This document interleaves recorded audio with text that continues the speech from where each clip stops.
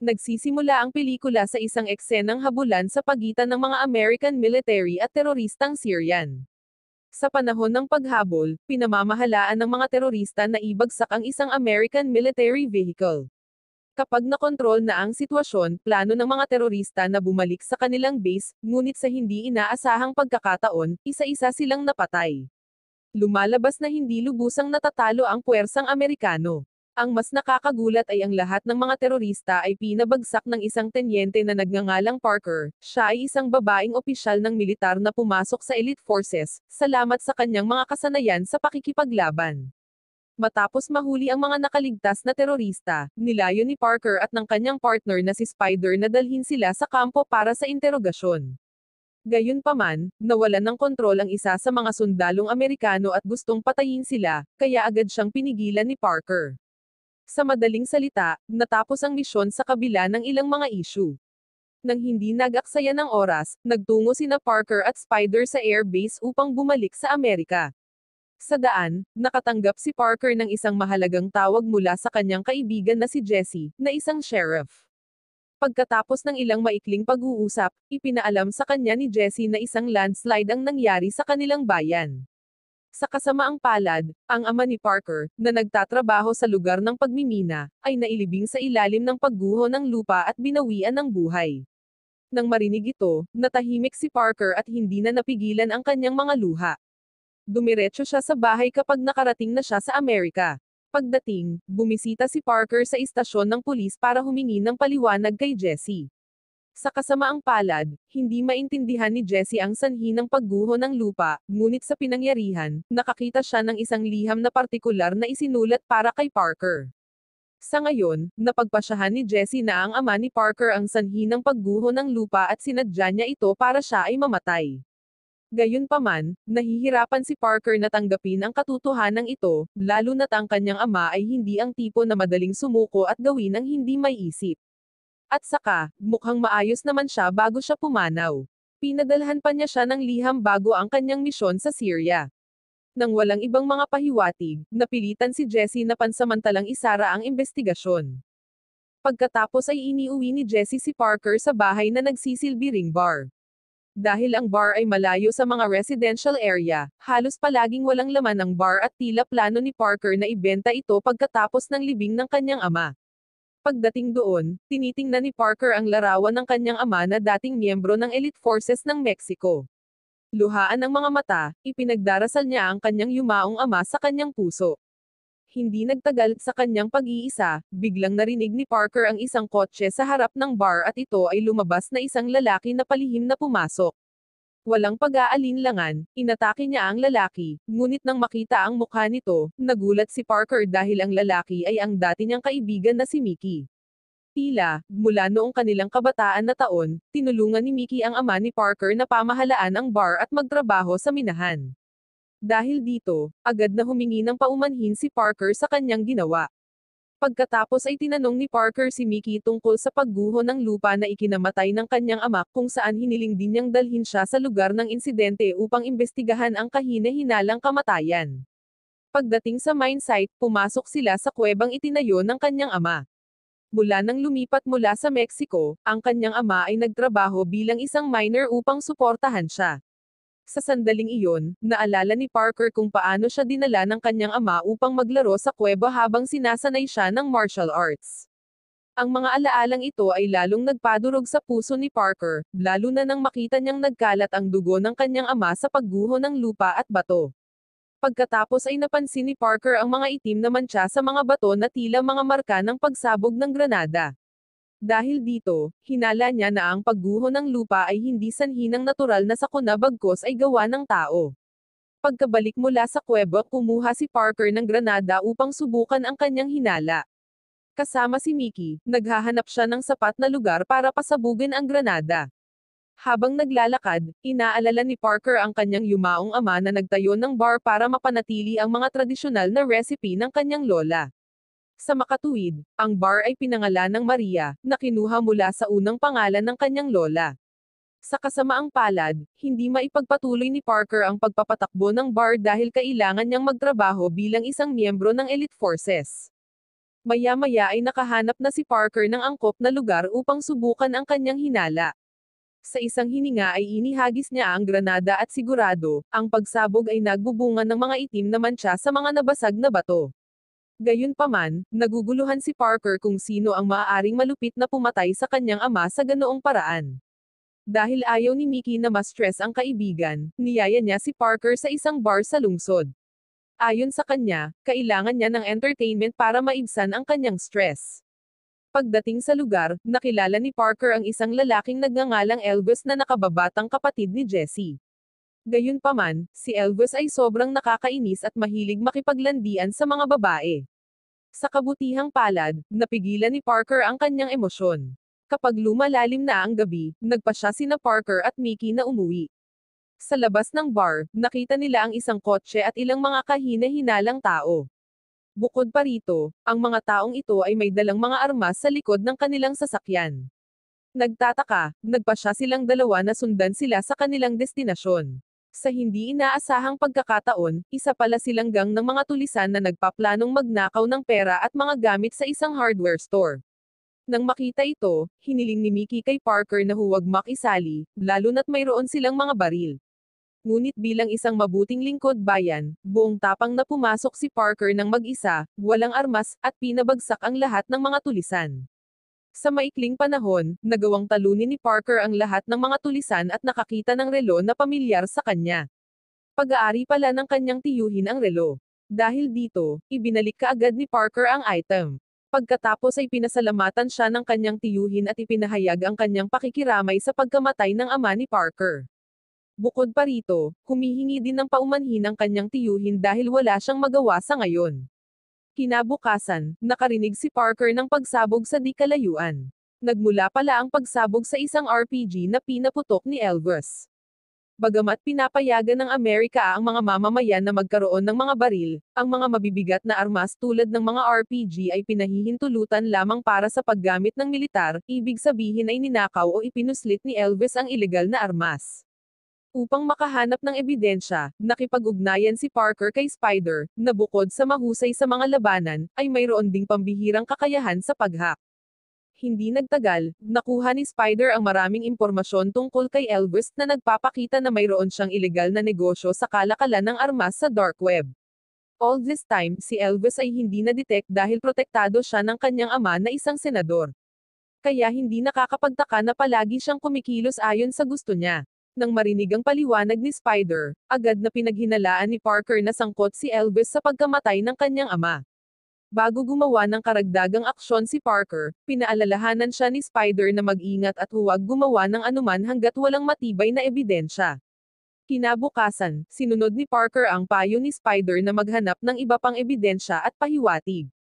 Sinusundan niya si Elvis at ang kanyang mga tauhan sa pinakamalapit na military base. Lumalabas na si Elvis at ang kanyang mga tauhan ay may access doon, dahil sa impluensya ng kanyang ama at posibleng pakikipagtulungan nila sa mga tiwaling sundalo, pagnanakaw ng mga armas mula sa bodega ng militar.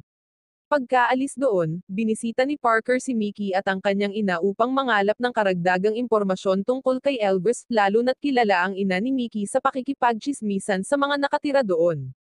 Sa kasamaang palad, pareho silang walang alam tungkol sa kalakalan ng armas. Ang alam lang nila ay palaging lumalabag si Elvis sa mga alituntunin sa bayan at lumalabag sa batas dahil sa kapangyarihan ng kanyang ama bilang senador. Hindi nagtagal, ipinaalam ni Spider kay Parker na si Elvis at ang kanyang mga tauhan ay magsasagawa ng isang transaksyon sa kanyang bahay na binabantayan ng mga armadong gang. Maingat, pumasok si Parker at nasaksihan ang ilegal na transaksyon. Ang bumibili pala ng mga armas ni Elvis ay isang leader ng isang mass organization na madalas na nagdudulot ng kaguluhan sa Amerika. Nang gabing iyon, inanyayahan ni Parker si Jessie na uminom sa kanyang bahay habang inaalala ang mga araw noong high school pa sila. Noong panahong iyon, si Parker at Jessie ay napakalapit sa isa't isa, ngunit pagkatapos ng graduation, nagpa siya si Parker na ipagpatuloy ang kanyang pag-aaral sa akademya ng militar, kaya bihira silang magkita. Bukod sa paggunita, binanggit din ni Jessie na laging nagmamalasakit sa kanya ang ama ni Parker. Sa kasamaang palad, hindi mabayaran ni Jessie ang kanyang kabaitan dahil wala na siya. In short, nakatulog sila sa sobrang pag-inom. Sa kalagitnaan ng gabi, nagising si Parker at kinuha ang sandaling ito upang nakawin ang mga susi ng istasyon ng pulisya mula kay Jesse. Pagkatapos ay pumasok si Parker upang maghanap ng mga pahiwatig tungkol sa pagkamatay ng kanyang ama. Matapos makuha ang lahat ng ebidensya sa opisina ni Jesse, pumasok si Parker sa autopsy room upang makita ang bangkay ng kanyang ama. Sa sandaling iyon, hindi mapigilan ni Parker na umiyak dahil ang gabing iyon ang huling pagkakataon na makikita niya ang kanyang ama. Sa puso niya, nanumpa siyang ipaghiganti ang taong pumatay sa kanyang ama. Ilang araw pagkatapos ng libing, bahagyang bumuti ang kalagayan ni Parker. Isang gabi, inimbitahan ni Jesse si Parker na maghapunan. Bukod sa kanya, nandoon din ang ama ni Jesse na si Iz, at bilang isang may kakayahan na politiko, mayabang si Iz sa harap ni Parker. Kahit na hindi niya sinasabi ng direkta, gumagawa siya ng mga racist na salita tungkol sa mga Latino, na ginagawang hindi komportable si Parker. Di nagtagal, nakatanggap si Parker ng tawag mula kay Spider na nagsasabing si Elvis ay nasa lugar ng pagmimina. Walang pag-aaksaya ng oras, mabilis siyang umalis sa hapunan. Sa lugar ng pagmimina, sinisira ni Parker ang lahat ng gulong ng sasakyan ni Elvis. Pagpasok sa kuweba, nakita niya si Elvis na nakaupo sa sopa ng kanyang yumaong ama. Mas malala pa, sinisiraan ni Elvis ang mga Latino sa harap ng kanyang barkada. Hindi matanggap ang mga salitang iyon, nagngangalit si Parker. Sa totoo lang, madali niya itong mapatay, ngunit nang gagawin na niya ang pagpatay, nakita ni Parker ang bar ng kanyang ama na sinusunog ng mga tauhan ni Elvis. Dahil dito, nagmamadali si Parker para pigilan sila. Bagamat nagawa niyang patayin ang mga tauhan ni Elvis, hindi mapigilan ni Parker ang apoy na lumalamon sa gusali, na sinusunog ang lahat ng mga inaalagaan ng kanyang ama. Si Parker, na galit, ay muling hinabol si Elvis at walang awang binugbog ito. Sa kasamaang palad, nahuli ni Jesse, nakakarating lang, si Parker at dinala sa istasyon ng pulisya. Lumalabas na si Jesse ay kasangkot sa kalakalan ng armas ni Elvis upang pondohan ang kampanya ng kanyang ama. Di nagtagal, nagpadala si Spider ng abogado para mailabas si Parker sa kulungan. Dahil pinatay ni Parker ang mga tauhan ni Elvis, kailangan ng abogado ng panibagong depensa. Kaya naman, pumunta ang abogado sa mining site para maghanap ng mga clue ngunit hinarang siya ni Jesse at mula noon ay hindi na alam ang kinaroroonan ng abogado. Kinabukasan, sinimulan ng pamilya ni Iz na pahirapan si Parker sa kulungan upang malaman kung mayroon siyang anumang ebidensya mula sa oras ng pagkamatay ng kanyang ama, dahil ang kanyang ama ay naglagay ng CCTV sa lugar ng pagmimina. Sa sandaling iyon, inamin ni Iz at ng kanyang dalawang anak na sila ang pumatay sa ama ni Parker. Ginawa nila ito dahil ang ama ni Parker ay naglakas loob na hadlangin ang kanilang mga transaksyon sa armas. Dahil dito, natakot si Iz at ang kanyang mga anak na may ulat kung may CCTV evidence si Parker. Sa huli, nag-alok si Iz ng isang kasunduan na nangangakong ibubunyag ang mga pangyayari sa pagkamatay ng kanyang ama kung ibibigay ni Parker ang lahat ng ebidensya ng CCTV. Nakakagulat, napapalaya ni Parker ang kanyang sarili mula sa pagkakagapos at nagngangalit. Sa kasamaang palad, hindi kayang patayin ni Parker silang tatlo dahil lahat ng pulis doon ay nagtatrabaho para kay Iz. Sa kalaunan, nagpasya si Parker na i-hijack ang kotse ni Jesse at tumakas hanggat maaari ngunit habang nasa daan ay mas sumakit ang kanyang mga sugat, na naging sanhi ng kanyang pagkahimatay. Samantala, sinalakay ni Elvis at ng kanyang tauhan ang bahay ni Mickey para hanapin si Parker, gayunpaman, hindi nila siya mahanap dahil itinago ni Mickey at ng kanyang ina si Parker sa basement. Matapos magkamalay, ipinaliwanag ni Parker na si Elvis ang sanhi ng pagkamatay ng kanyang ama. Anuman ang mangyari, nangako si Parker na papatayin siya sa pinakamasakit na paraan. Sa ibang lugar, dinala ni Jesse ang bangkay ng abogado ni Parker, na pinatay niya kanina. Kasama ni Elvis, inilibing ni Jesse ang bangkay na parang patay na pusa. Pagkaraan ng 3 araw, sa wakas ay gumaling si Parker mula sa kanyang mga pinsala, at nang hindi nag-aksaya ng anumang oras, pumunta siya sa kanyang mga kontak para humingi ng mga armas at bala. Bukod pa rito, humingi si Parker sa kanyang tiyuhin ng ilang matatalas na armas. Sa kabilang banda, nakitang nagpapanik sina Iz at Jesse habang tinatanong ng pinuno ng mass organization kung nasaan ang mga armas na kanyang binili. Gayunpaman, hindi pa rin naihatid ni Elvis ang mga armas. Dahil dito, nagbanta ang pinuno na guluhin ang kampanya ni Iz kung hindi may hahatid sa lalong madaling panahon ang mga kalakal. Pagkatapos ng pagpupulong, sina Iz at Jessie ay abala sa paghawak ng kanilang pakikipagkalakalan ng armas. Nang hindi nila alam, naghahanda sina Parker at Mickey upang isagawa ang kanilang misyon sa paghihiganti. Nang ligtas na ang sitwasyon, nagbabantay si Mickey sa labas habang nakapasok si Parker sa lugar. Sa pagkakataong iyon, nakita ni Parker ang isa sa mga tauhan ni Elvis na nagbabantay sa sala at walang pag-aalinlangang inalis ito. Pagkatapos ay umakyat siya sa itaas upang alisin si Iz. Bago kumilos ng brutal, muling nagtanong si Parker tungkol sa pagkamatay ng kanyang ama. Pagkatapos ay inamin ni Iz kay Parker na nagsinungaling siya sa kanya, si Jessie talaga ang pumatay sa kanyang ama, napilitan si Jessie na barilin ang ama ni Parker dahil nadiskubre ng ama ni Parker ang mga ilegal na transaksyon sa mining site. Habang naghihingalo, pinasabog ng kanyang ama ang isang granada upang gumuho ang kuweba, ngunit ang mga durog na bato lamang ang naglibing sa kanya. Nang malaman ito, agad na sinundan ni Parker sina Jessie at Elvis. Pagkatapos ay nagpaalam siya kay Mickey at pinasalamatan siya sa lahat ng tulong na ginawa niya. Pagkatapos ay sinimulan ni Parker na obserbahan ang mga kriminal mula sa malayo gamit ang kanyang sniper rifle. Kasabay nito, nakita ni Parker si Spider na dumarating sa lugar ng pagmimina. Sa kasamaang palad, nakatutok sa kanya ang mga baril ng mga tauhan ni Elvis. Hindi gustong tumayo, kumilos si Parker ngunit hindi niya mailigtas si Spider, na nahuli ng mga kaaway. Upang iligtas siya, buong tapang na pumasok si Parker sa kuweba kung saan nakita niya sina Jessie at Elvis na nakikipagtalo sa pinuno ng mass organization. Bukod pa rito, ang kanilang sasakyan na puno ng sandata ay sumabog, ngunit hindi pa rin nila alam na si Parker ang nasa likod nito. Habang naghahanda silang kumuha ng mas maraming armas mula sa base militar, ginagamit ni Parker ang sandaling ito para iligtas si Spider. Matapos iligtas ang kanyang kapareha, pinangunahan ni Parker si Spider na libutin ang buong lugar ng pagmimina upang tugisin ang mga kriminal. Ngunit biglang, isang pag-atake ang nagpapahiwalay sa kanila sa magkabilang panig ng kuwebo. Habang hinahanap ni Parker si Spider, inatake siya ng pinuno ng mass organization.